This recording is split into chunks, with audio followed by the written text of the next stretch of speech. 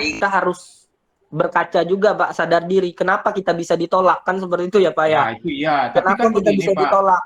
tapi kan Ternyata, nggak boleh mengeneralisir kita Pak, betul Pak. iya, ternyata kan ya itu tadi. Ternyata banyak juga Pak oknum-oknum di PKBM yang ya seperti itu. Mungkin banyak yang bagus-bagus kayak gitu kan, tapi banyak juga yang bermain di daerah Pak. Itulah yang ditakutkan. Nah, tapi secara legalitas ijazah, loh kita itu sama, persis. Punya hak yang Kemarin sama. lulusan ITB umur 18 tahun itu lulusan paket C Pak. Paket C ya Pak. Ya, Luar biasa Pak. 18 tahun lulusan S1 ITB Pak itu. Iya. Itu paket C. Ya, tapi memang dia melalui sekolah rumah ya Pak ya, homeschooling. Tapi itu kan Betul. ijazahnya melalui paket C gitu kan. Betul. Punya hak yang sama Pak, tapi Ya, juga nah kan itu punya kewajiban hak yang itu yang sama. nggak boleh ditutup Pak. Hak itu kalau dia nggak lulus karena Betul. seleksi itu kita terima. Tapi Betul dari sekali Pak. awal sudah menolak ijazah paket C itu menyalahi undang-undang Pak. Itu harus kita lawan itu. Betul, betul sekali. Karena memang ada di undang-undang kan seperti itu ya Iya, Pak ya. karena secara nggak langsung dia mendegradasi pendidikan non formal itu sendiri. Betul sekali Pak. Betul sekali Pak. Betul Oke. sekali. Iya, nah sampai sekarang kan kita kepolisian. Belum bisa menerima. Bahkan saya sempat ditegur ya dulu Pak di kabupaten. Saya bilang ya bisa aja kata saya kan, coba aja. Itu kan untuk masuk ini loh Pak, apa yang perwira itu apa itu yang anu itu ya. Aduh. Siapa? Iya Pak. Lulusan paket apa? Katanya nggak bisa Pak diterima. Itu sama Kapolres langsung loh Pak. Beliau langsung nggak bisa Pak, nggak pernah saya di dalam sejarah kami anu. Nah itulah Pak yang sedang diusahakan oleh Dirjen kayak gitu kan. Dalam artian yuk kita punya hak yang sama loh anak-anak ini kayak gitu kan, punya hak yang sama untuk mereka melanjutkan. Nah ini. Ya masalah Nah, ada yang pelaksanaannya abal-abal atau memang proses pembelajarannya tidak berkualitas. Ya kita kan nggak boleh membunuh tikus dengan betul membakar Pak. rumah kan Pak. Betul. Mengeneralisasi kan ya Pak ya. Nah itu. Nah Bapak paham sekali tuh kalau di ban PAUD kan kayak gimana, ya kan? Iya. PKBM jujur aja lah Pak, kan Pak almarhum Pak Subi bilang kayak gitu kan dulu Pak, jujur aja lah Anda sekalian kayak gitu kan, gimana? Kelihatan kan PKBM saat 8 standar tidak memenuhi ya itulah Pak kita makanya agak susah kayak gitu kan. Padahal kita juga Jadi, pengen membuktikan ke masyarakat. Kelihatannya yang dikelola oleh teman-teman ini terlalu dilonggarkan Pak ya. Memang PKBM ini salah satu kekhasannya kan fleksibel. Fleksibel itu memang ciri daripada pendidikan non formal. Tapi kalau terlalu dibikin fleksibel Pak, ya terlalu dibikin fleksibel, ini juga tidak akan memenuhi kaidah pendidikan sehingga memang output dan outcome-nya juga nggak sesuai dengan harapan gitu. Betul Pak. Itulah tadi Pak, ada yang secara di proses pembelajaran ya, ada yang teman-teman pakai dalil 100% pembelajaran mandiri, kayak gitu kan Pak.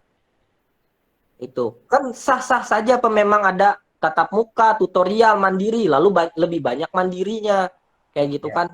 Sah saja, tapi jangan sampai hal tersebut kan Pak, malah seolah-olah proses pembelajaran itu seolah-olah tidak ada, kayak gitu kan.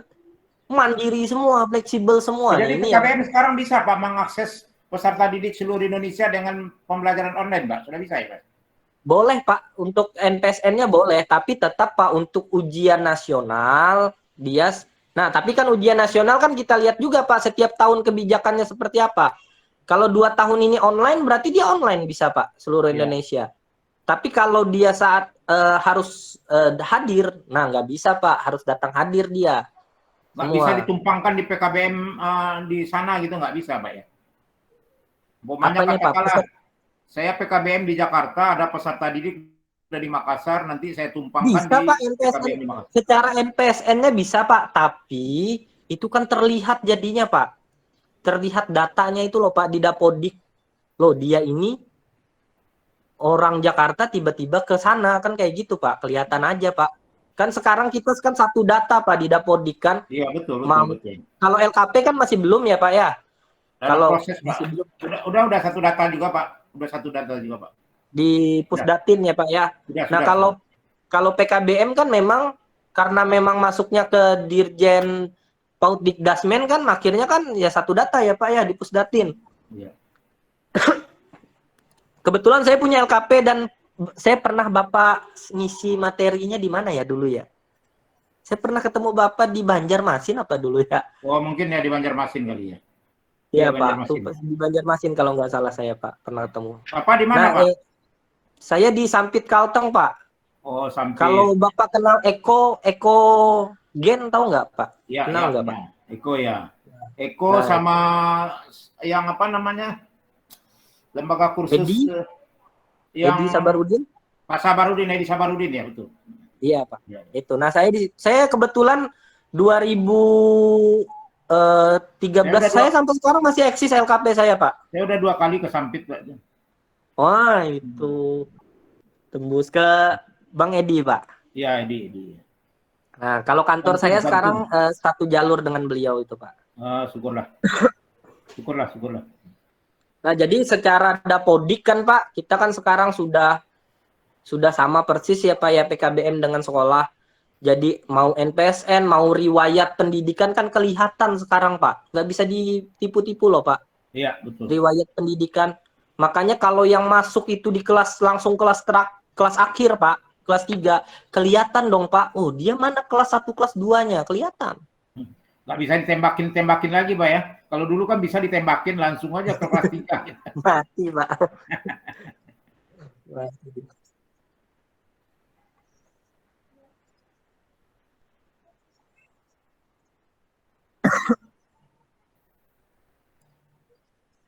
Akreditasinya berbasis satuan, Iya, satuan. tetapi tentu saja ketika dia Setiap melaksanakan layanan beberapa program di sana, maka semua program itu akan dilihat nanti gitu loh, Pak. Dilihat, betul. Ya, akan dilihat. Jadi betul, katakan Pak. dia melaksanakan paket A, paket B, paket C, termasuk juga PAUD atau melaksanakan kursus, itu juga akan dilihat nanti di sana. Nah itu, kalau akreditasi beliau Bandung itu.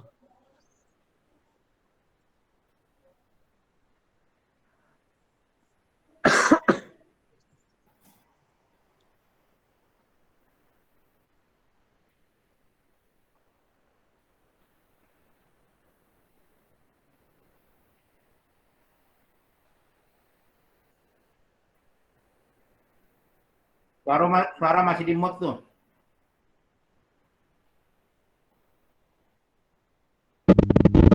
Saya oleh Pak Suryadi, yang memohon saya hadir gitu.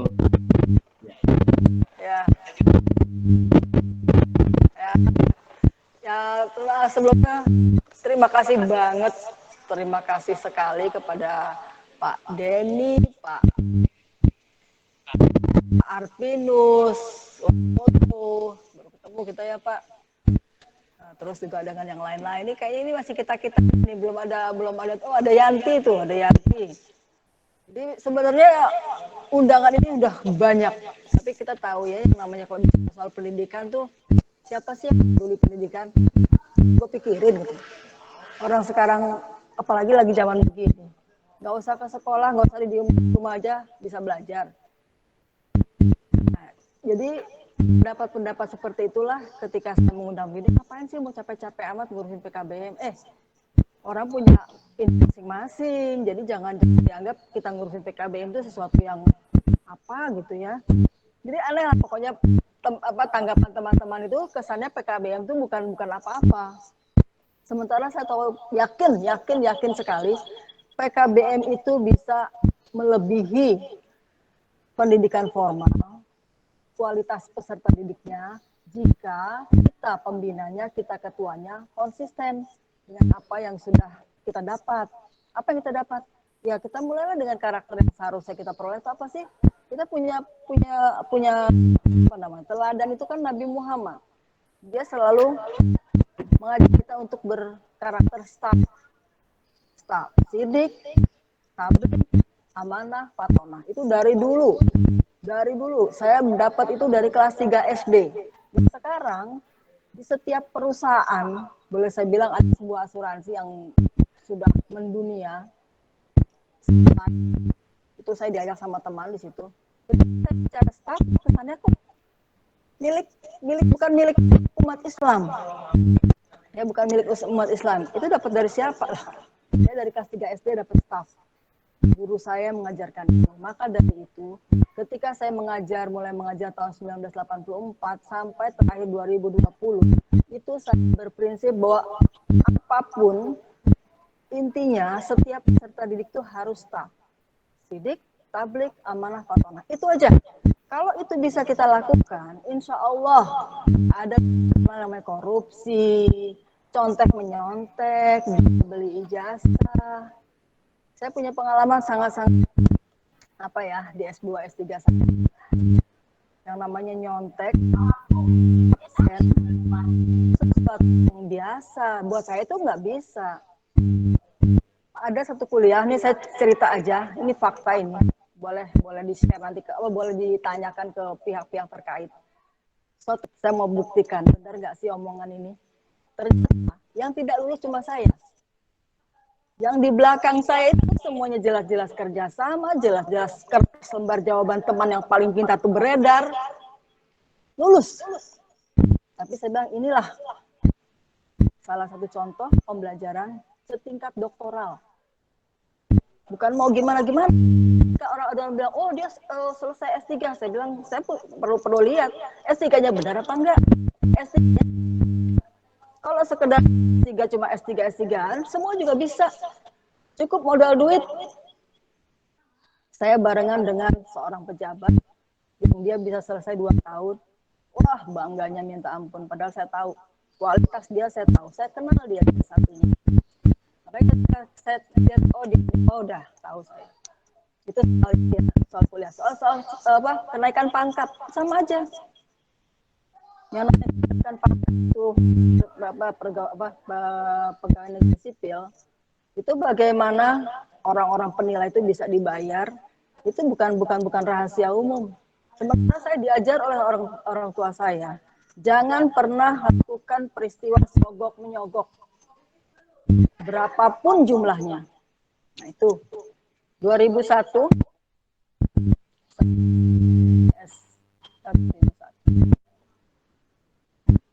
tahun saya lupa. Itu ada mantan kepala sekolah. Udah kalau mau jadi kepala sekolah 150 juta. Luar biasa saya bilang, kalau saya punya uang segitu, saya buka warung. Berhenti saya jadi pegawai negeri, saya bilang gitu. Itu terus terang dia ngomong, ya ampun, saya bilang ya ampun. Ya. Nah itulah pengalaman-pengalaman yang buat saya itu menjadikan saya, wah kalau begini pendidikan, nggak bakal bisa benar. Dan mungkin kalau Pak Den ini resign karena lebih fokus pada PKBM, itu saya sangat-sangat angkat topi, hebat saya bilang. Karena pada dasarnya kita orang Islam ini harus menjadi orang yang kaya, sukses dan Jadi kalau kita masih berkecimpung di suatu tempat yang tidak mengindahkan staff, ya berkahnya dari Allah nggak ada. Berkah dari Allah nggak ada. Terus kenapa sekarang COVID kok jadi sesuatu yang gimana? Nah kita kalau ngomong kan nggak pernah dipikir. Duh pengen 1 tahun kalender merah semua, nggak usah ke sekolah, nggak usah kerja. Itu betul-betul. Mungkin kita cuma main-main ya. Sementara Allah ketika itu sedang betul-betul serius. Datanglah si COVID itu. Maret 2020.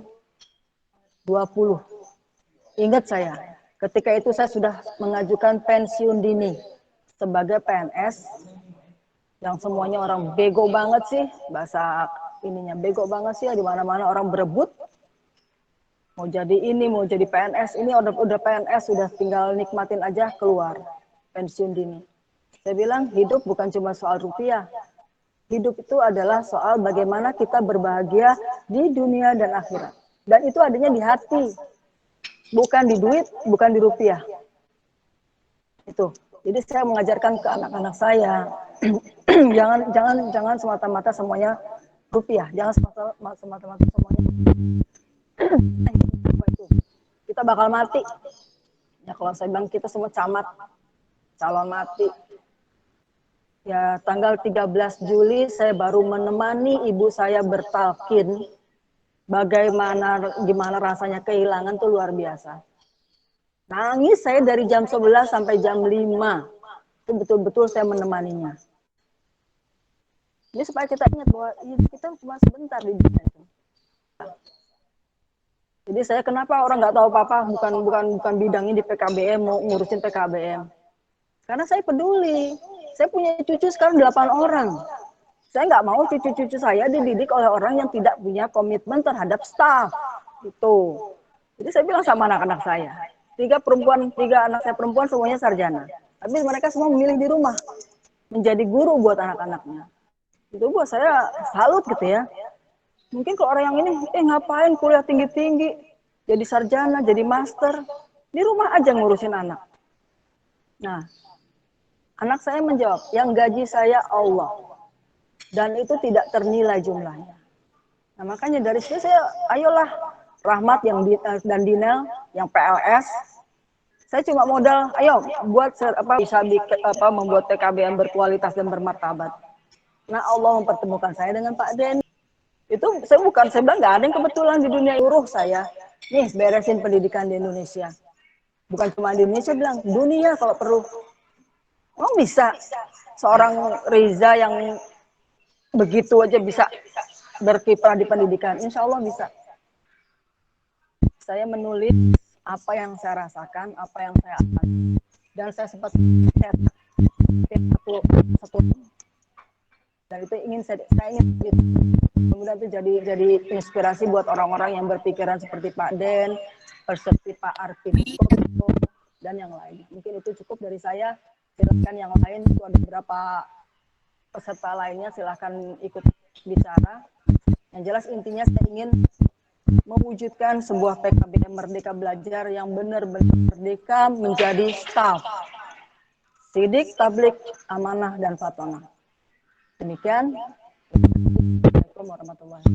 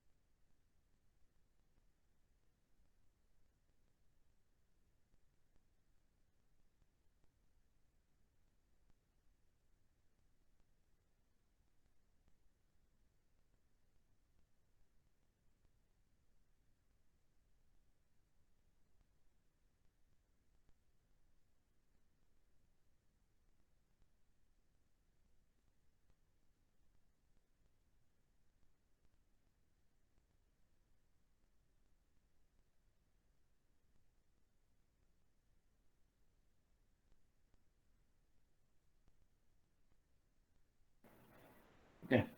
Makasih Pak Rahmat. Bismillahirrahmanirrahim. Assalamualaikum warahmatullahi wabarakatuh. Yang saya hormati Bu Rija, Pak Den, dan Bapak Ibu semuanya. Terima kasih saya diberikan kesempatan untuk sharing hal-hal yang berkaitan dengan kursus dan pelatihan gitu ya. Mohon maaf saya nggak menyiapkan presentasi ini karena sifatnya saya dadakan aja. Saya pikir saya cuma nanya nimbrung saja tadi. Ya, saya nimbrung saja. Jadi saya memang sudah 30 tahun lebih berkiprah di kursus dan pelatihan ya. Saya aktif di organisasi, di forum PLKP saya sekarang sebagai Wakil Ketua Umum DPP. Ya. Saya juga pernah menjadi Ketua Konsorsium kursus akuntansi di Direktorat Kursus dan Pelatihan. Pernah menjadi Ketua Lembaga Sertifikasi Kompetensi. Ya. Dan sekarang saya di samping Wakil Ketua Umum Forum PLKP menjadi Ketua Umum Asosiasi Profesi Pendidik dan Praktisi Teknisi Akuntansi. Karena memang basic saya di akuntansi gitu ya. Nah, berbicara mengenai kursus, saya bisa bagi dua ya. bahwa kursus itu bisa dilihat sebagai program dan bisa juga dilihat sebagai lembaga gitu. Jadi kita mengenal di dalam Undang-Undang Nomor 20 tahun 2003 khususnya di pasal 26 bahwa satuan pendidikan non formal itu ada PKBM, ada lembaga kursus dan pelatihan. Ya. Nah, itu kursus sebagai lembaga atau sebagai satuan, ya. Nah, kursus juga bisa diartikan sebagai program. Artinya kursus bisa dilaksanakan oleh sekolah, bisa dilaksanakan oleh PKBM, bisa dilaksanakan oleh lembaga-lembaga lain, bukan hanya milik lembaga kursus saja gitu. Ya, makanya PKBM itu bisa melaksanakan kursus dan pelatihan, melaksanakan program kursus dan pelatihan. Maka seperti yang disampaikan oleh Pak Den tadi bahwa kursus itu di samping menyelenggarakan pendidikan kesetaraan, ya juga bisa melakukan program kursus dan pelatihan, ya, dan bisa juga melaksanakan program PAUD. Gitu. Cuma di dalam klasifikasinya kursus itu dibagi dua juga, ya. Ada kursus yang terstruktur, ada kursus yang tidak terstruktur. Kursus yang terstruktur itu adalah kursus yang ada standarnya, ya, yang standarnya sudah dibuat oleh Direktorat Pembinaan Kursus dan Pelatihan, dan itu menjadi acuan di dalam program akreditasi. Ya, umpamanya ada SKL-nya, ada standar isinya, ada kurikulum, dan ada bahan ajarnya, ada standar prosesnya, ada silabus, ada RPP gitu, dan ada standar pendidik dan tenaga kependidikannya, standar sarana dan prasarana, standar penilaian dan standar biaya dan standar pengelolaan gitu ya. Jadi itu ada standarnya semua. Nah, yang kedua adalah kursus yang tidak terstruktur. Artinya kursus yang belum ada standarnya. Nah, saya melihat kebanyakan PKBM itu banyak melaksanakan program kursus yang tidak terstruktur. Walaupun juga banyak yang melaksanakan program kursus yang terstruktur. Ini kenapa saya mengatakan seperti itu? Karena saya hampir 15 tahun menjadi tim penilai bansos di kementerian gitu ya. Jadi kalau teman-teman PKBM mengajukan bansos itu, program pendidikan kewirausahaan, itu kebanyakan kursusnya adalah kursus yang tidak terstruktur, umpamanya kursus budidaya lele dumbo gitu ya. Nah, itu salah satunya contoh gitu ya. Kursus beternak kambing dan segala macamnya. Itu yang bisa dikatakan sebagai kursus yang belum terstruktur, jadi belum ada standarnya gitu. Nah, nanti terserah nanti teman-teman ini mau melaksanakan kursus seperti apa. Tentu saja harus disesuaikan dengan situasi dan kondisinya, disesuaikan dengan lokasinya, gitu ya. Jadi nggak mungkin lah kalau maunya di kota besar melaksanakan kursus beternak kambing kan nggak cocok juga sih. Nah, yang kedua saya menyarankan, mohon maaf Pak Den ya, saya melihat banyak PKBM juga yang menganggap dirinya adalah lembaga yang hebat gitu ya. Lembaga yang mampu melaksanakan apa saja, tapi di dalam penilaian saya, ya mohon maaf nggak semuanya ya Pak ya, nggak semuanya. Di dalam pelaksanaannya itu asal-asalan Pak, asal-asalan gitu ya. Ya lembaga kursus pelatihan saja yang lebih fokus ke kursus, ya hanya fokus untuk satu bidang atau untuk satu jenis saja. Sementara PKBM, ya PKBM ini kan universitas pendidikannya non formal Bu. Jadi bisa melaksanakan kursus, bisa pendidikan kesetaraan, kesetaraannya SD, SMP, SMA lagi ya. Itu bisa menyalakan PAUD juga gitu ya. Nah, artinya kursus dia bisa semuanya juga. Padahal sarana dan prasarananya tidak mendukung gitu loh. Pendidik dan tenaga kependidikannya tidak mendukung.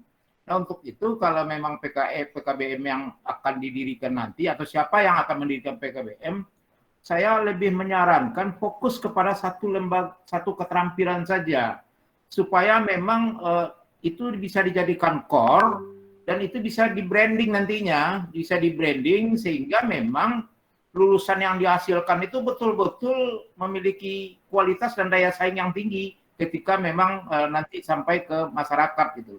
Jadi jangan latah seperti PKBM yang lain yang serba bisa, ya, yang serba mau melaksanakan semua program gitu.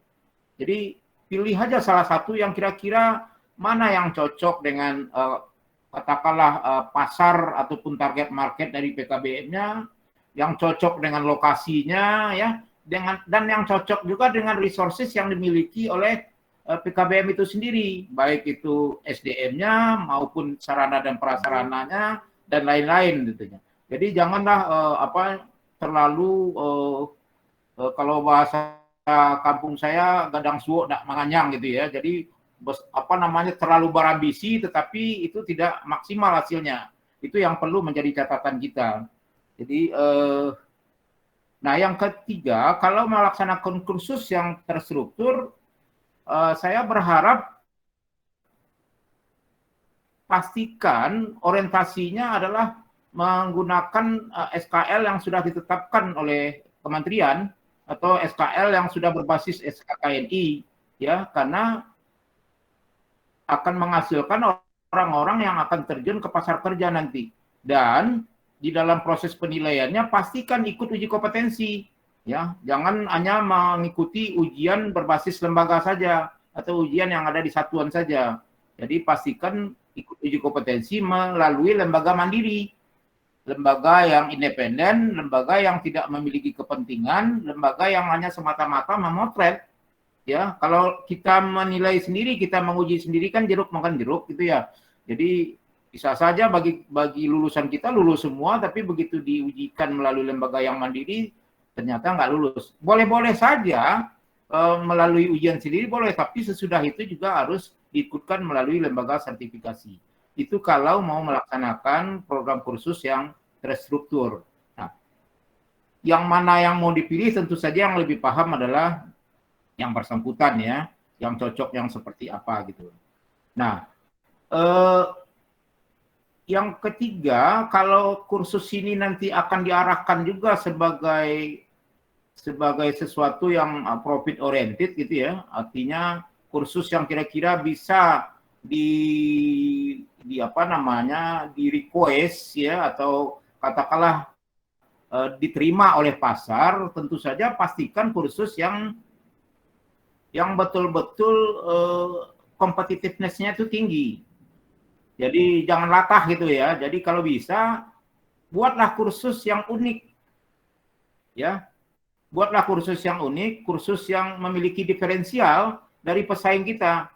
Karena kalau sama saja dengan kursus yang ditawarkan oleh lembaga lain, lantas apa yang membuat orang tertarik untuk memilih kursus kita? Jadi pastikan kursus yang kita tawarkan adalah sesuatu yang unik, sesuatu yang berbeda, tetapi bukan hanya sekadar berbeda, bukan hanya sekadar unik, tapi betul-betul bisa bermanfaat, ya, betul-betul itu bisa diterima oleh pasar gitu. Nah, jadi kalau saya ketika memberikan materi, banyak teman-teman yang mengartikan standar kompetensi lulusan itu adalah sesuatu yang sudah given, sesuatu yang sudah nggak bisa dirubah-rubah lagi. Nah, kalau saya mengartikan bahwa yang nama standar itu pengertiannya tetap standar minimal, ya, standar minimal, kurang boleh, kurang nggak boleh, tapi ditingkatkan boleh gitu loh.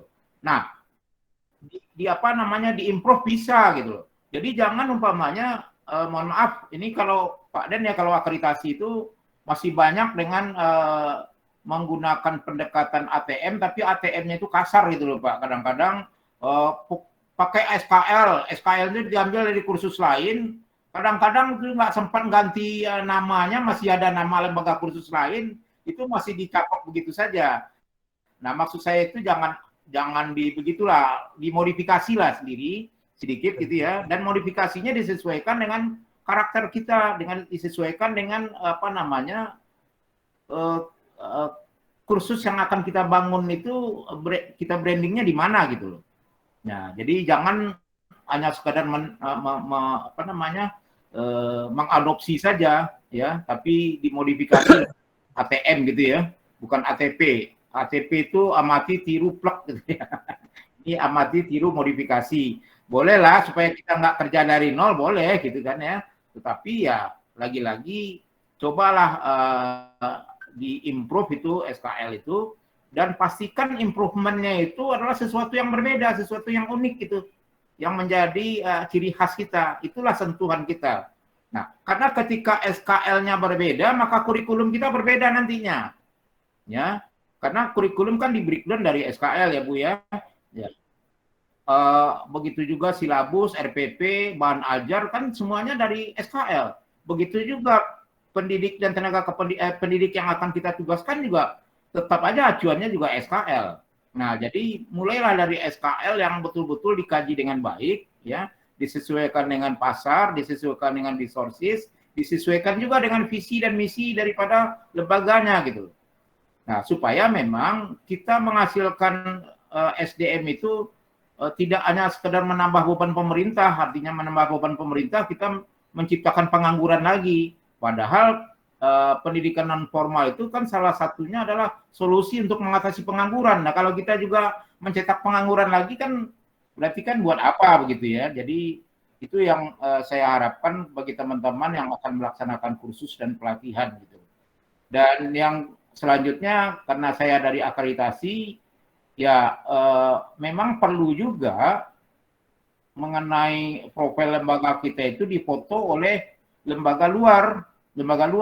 Nah, cuma masalahnya dengan keluarnya kemarin PP 57, maka kursus dan pelatihan tidak lagi diakreditasi oleh BAN-PAUD dan PNF itu.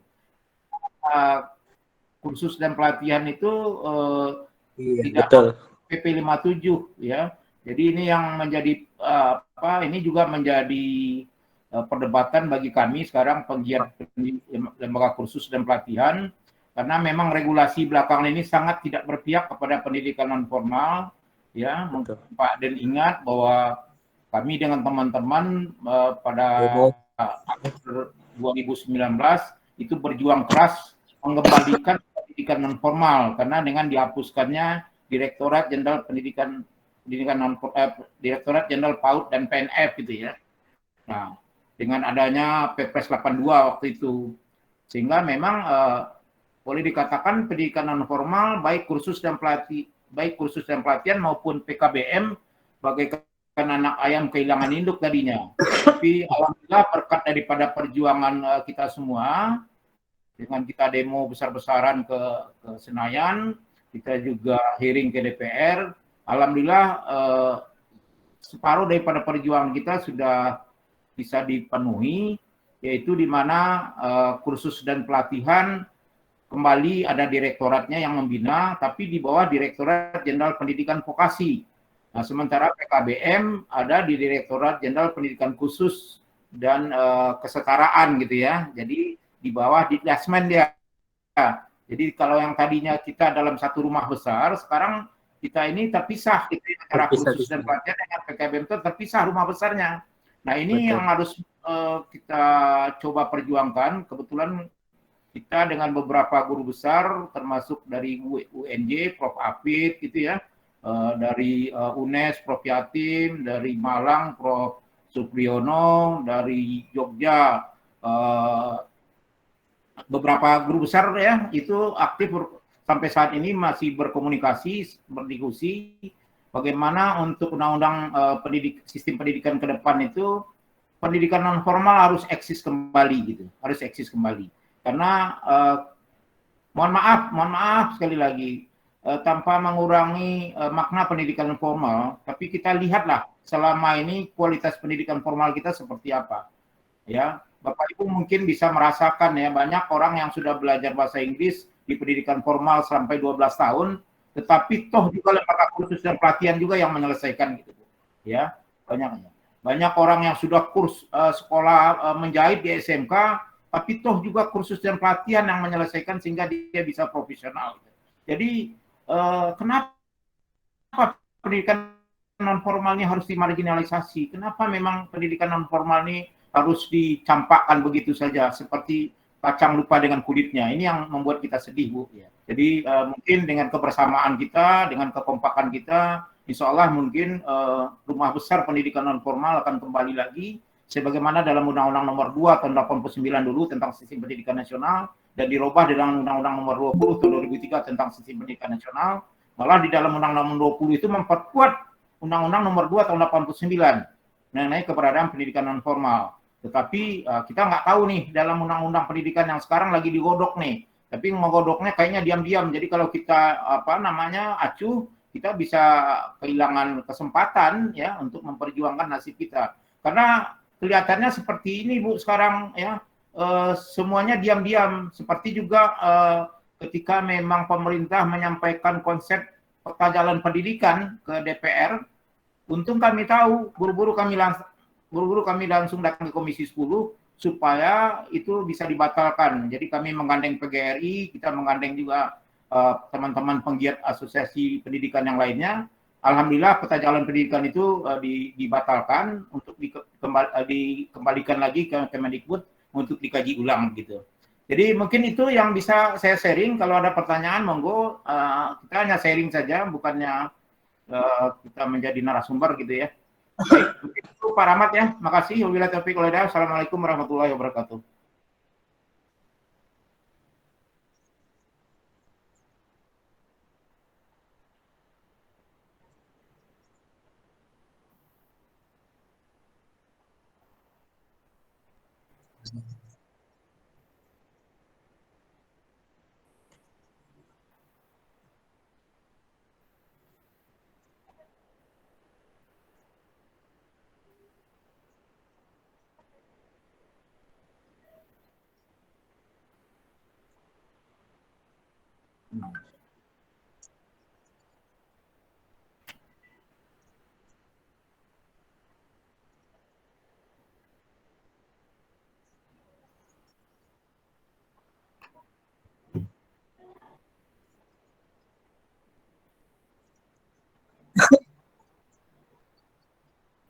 Itu udah ada di direktorat semuanya, Mas.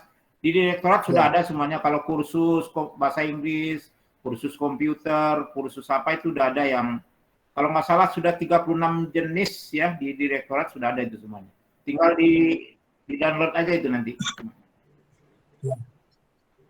Tapi kan ini ya, kalau ruhnya memang pendidikan kesetaraan, PKBM kan memang di pendidikan kesetaraan ya, saya bilang tadi. Memang kata Pak Fauzi Eko itu seperti yang di presentasi saya tadi, PKBM itu kan minimarket tuh, minimarket pendidikan non formal, bisa menyelenggarakan berbagai macam layanan ataupun program. Tapi ruh utamanya sebenarnya memang kalau sekarang teman-teman kebanyakan PKBM di Indonesia itu di pendidikan kesetaraan. Karena terkait dengan BOP tadi, memang kalau kita berbicara sama seperti di sekolah formal BOS, BOP itu membiayai operasional penyelenggaraan di pendidikan kesetaraan. Nah, kemudian betul kata Pak Arpinus tadi, banyak juga PKBM yang menyelenggarakan layanan-layanan keterampilan karena kan memang boleh ya. Akhirnya itu tadi karena kita rumah besar kita dulu di pendidikan non formal ini, jadinya seperti saya, kami Pak Arpinus, kami juga sekarang dapat program untuk PKW, untuk keterampilan tata busana menjahit. Memang tapi memang kami sayangkan tahun ini Pak Arpinus karena memang satu data ya, itu ternyata tidak bisa peserta didik kelas akhir kami pun tidak bisa kami daftarkan ya. Padahal kami sangat berharap kemarin itu peserta didik kelas akhir ataupun yang di PKBM paket C itu ya bisa ikut, karena kan peserta didik di paket C itu kan banyak yang bekerja loh Pak Arpinus kami itu ya. Padahal kan itu kan menambah keterampilan mereka ya. Kayak kami di sini aja, kami mewajibkan itu peserta didik itu setidaknya mengambil 2 keterampilan, minimal komputer dengan sertifikat komputernya, kemudian juga menjahit tata busana, ya itu 2. Jadi selain dapat ijazah, nah inilah pelengkap kami kan, salah satu jualan kami yang melebihkannya daripada pendidikan formal, bahwa selain keluar dapat ijazah, tapi juga mempunyai keterampilan tepat guna dan kerja, memiliki sertifikat komputer dan menjahit. Tapi disayangkan memang tahun ini kami akhirnya PKW tidak bisa mengikutkan peserta didik paket C kami Pak Arpinus. Ya semoga saja bisa dilobi dan berterima kasih tentunya perjuangan teman-teman di Jakarta dan daerah-daerah lain yang kemarin ikut serta di 2019 2018 kita ya Pak. 2018 2019 ya. akhir. 19 akhir. Sebelum Covid untungnya ya. Ya. Itu bisa mengembalikan lagi rumah besar walaupun rumahnya akhirnya terpecah-pecah, tidak PNF lagi, kami ke Dikdasmen, kemudian LKP ke vokasi. Ya harapannya Pak Artinus terus diperjuangkan, kalau bisa kita kembali lagi Pak Artinus, karena di daerah saja kami kebingungan sekali, betul-betul kebingungan bagaimana arah kebijakan kita ke depan ini. Kan kita baru tahu, kami juga bersedih yang salah satu almarhum Pak Subi kan pengennya kami PKBM kemarin berkualitas dan bermartabat. Kami kurang tahu sekarang siapa koordinator fungsi kesetaraan. Semoga orang-orang terbaik di di Kemendikbud bisa terus menggaungkan PKBM yang berkualitas dan bermartabat, Pak Artinus. Iya, tentunya terima kasih. Jadi memang kalau PKBM sangat kita pahami ya kesulitannya sekarang, karena kita tahu dengan Undang-Undang 23 bahwa pembinaan SD dan pendidikan non formal itu dinas kabupaten kota.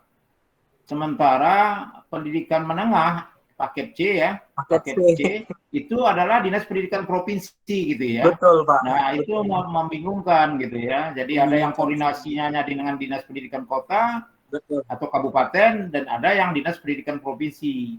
Ya, berbeda kalau satuan pendidikan formal. Kalau formal ya kalau dia SD dia udah dengan dinas pendidikan kabupaten kota saja, atau SMP dengan dinas pendidikan kabupaten kota saja. Tapi kalau SMA udah dia dengan pendidikan provinsi. Nah kalau ini PKBM karena dia melaksanakan 3 program tadi, 3 sekolah tadi, SD, SMP ya, SMA ya terpaksa dengan koordinasinya agak berat sekarang ini. Jadi betul berat sekali. Mungkin lah agak sulit lah. Ya.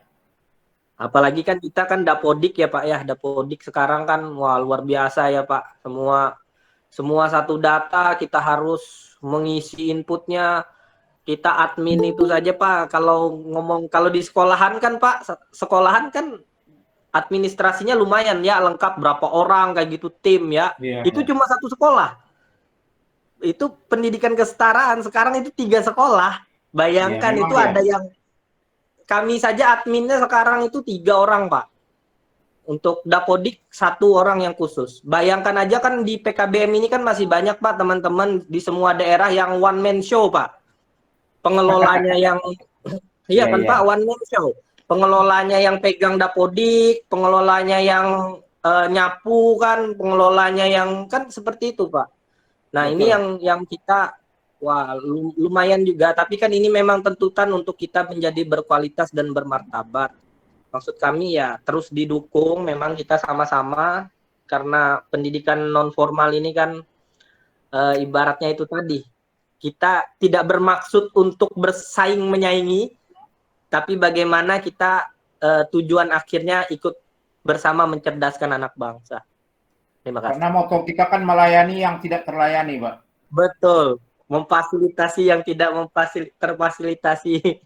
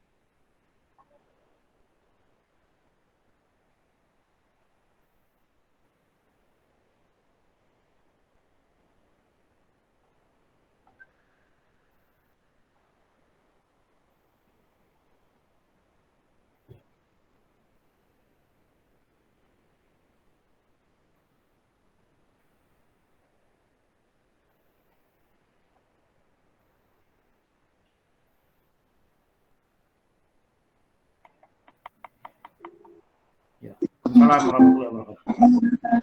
Terima kasih semua. Lagi Pak Artinus. Sama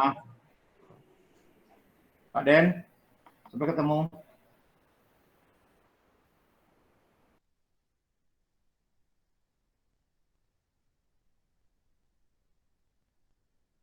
Nah, aku datang.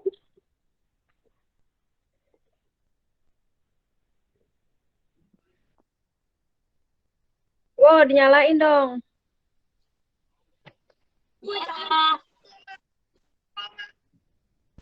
Nih, Enggak sih, Pak. Apap mana? Ketua. Hai ketua, Apap mana Apap? Apap. Ini mumpung udah gak ada siapa-siapa nih. Mana? Nih, Fatur. Fatur. Fatur. Apa? Halo. Fatur apa? Mana Rafa mau ditinggal tidur, Rafa. Ya. Jangan. Di sini, di sini. Apa? Iya. Udah.